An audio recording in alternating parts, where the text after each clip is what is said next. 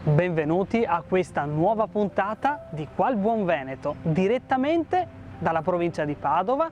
Qui siamo a Ponte di Brenta, avremo la possibilità di visitare la favolosa Villa Breda, una villa seicentesca, un vero e proprio patrimonio dell'umanità, un patrimonio che però potrebbe svanire per sempre.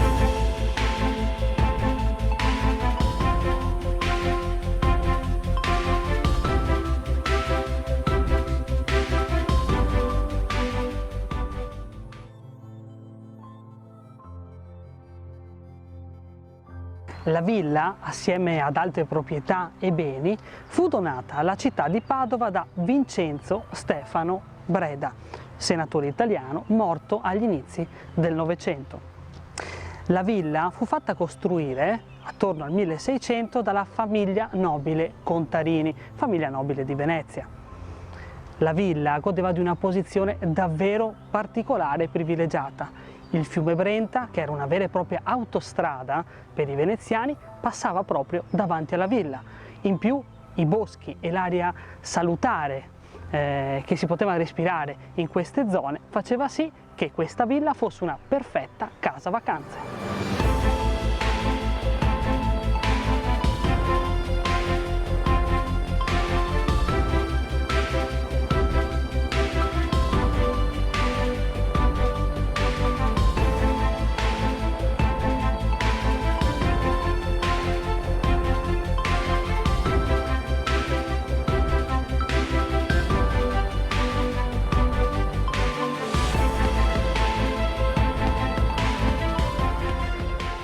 Passata di proprietario in proprietario, la villa versava in totale stato d'abbandono e venne acquistata dal senatore Breda.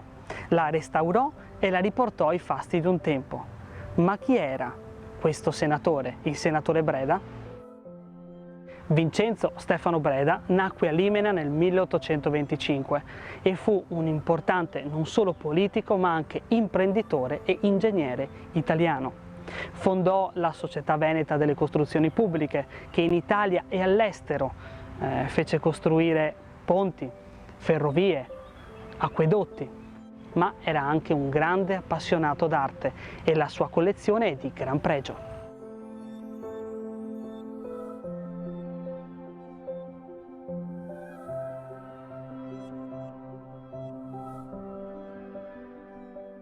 La facciata della villa non è quella che dà sulla moderna strada, ma quella che dà sul viale di Statue. Un visitatore, un ospite, arrivando lungo il fiume, percorreva il viale di Statue e vedeva la villa in tutto il suo splendore. La facciata un tempo era composta da due scalinate. Il senatore Breda fece sistemare questa entrata e sostituì queste due scale, che ovviamente non vediamo più, con l'ingresso direttamente sul portone. La parte alta, triangolare, ha al suo apice, sulla punta, l'immortale Galileo e 4 fanciulle. Le 4 fanciulle non sono altro che le muse dell'arte, della scienza e della tecnica.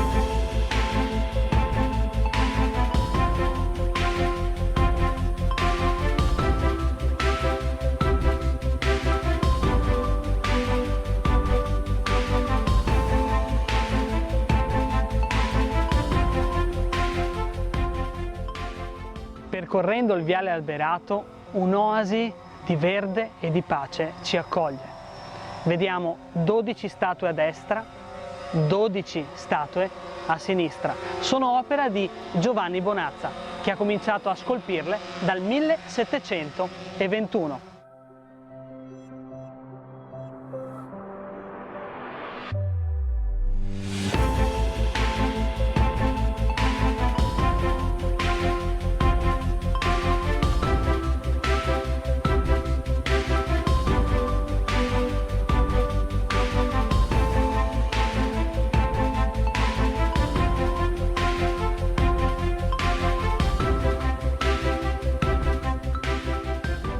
L'interno della villa si presenta con la pianta tipica delle ville venete dei nobili veneziani. Il mobilio è quello originale, così come le pitture e i soprammobili.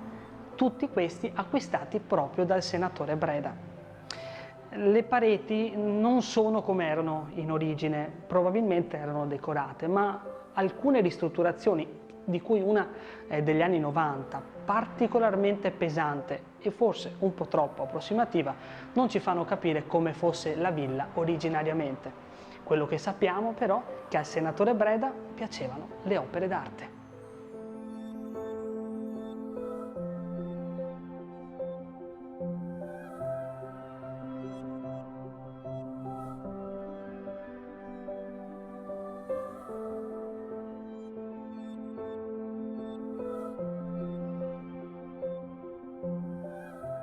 Il senatore Breda amava attorniarsi di opere d'arte che acquistava non solo per sé ma anche per le persone che amava.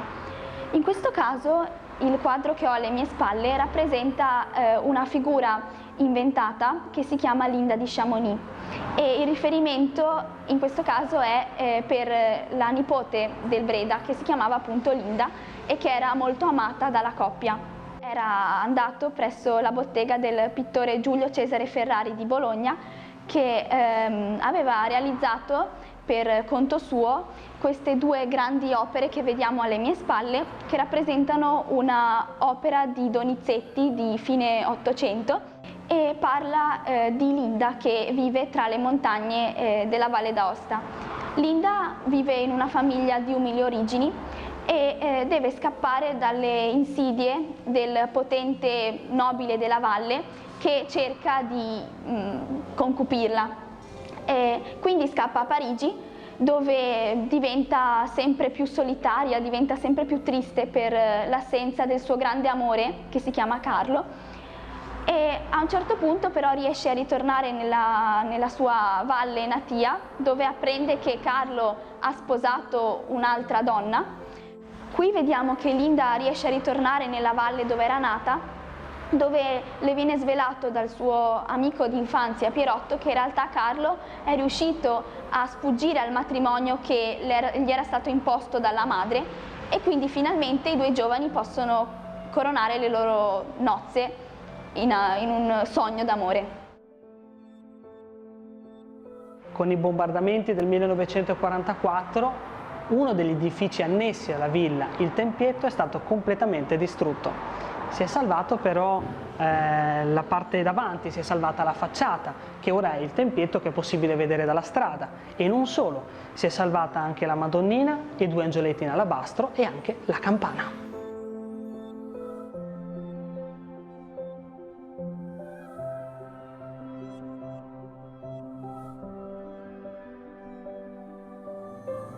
La Serenissima e i nobili veneziani, le decisioni politiche ed economiche del Regno d'Italia appena nato. Questa villa è la nostra storia, facciamo in modo di non perderla. Speriamo che questo video, questo piccolo viaggio vi sia piaciuto. Vogliamo ringraziare l'associazione Viviamo Villa Breda per quanto sta facendo per questo luogo. Grazie per averci seguito, a presto!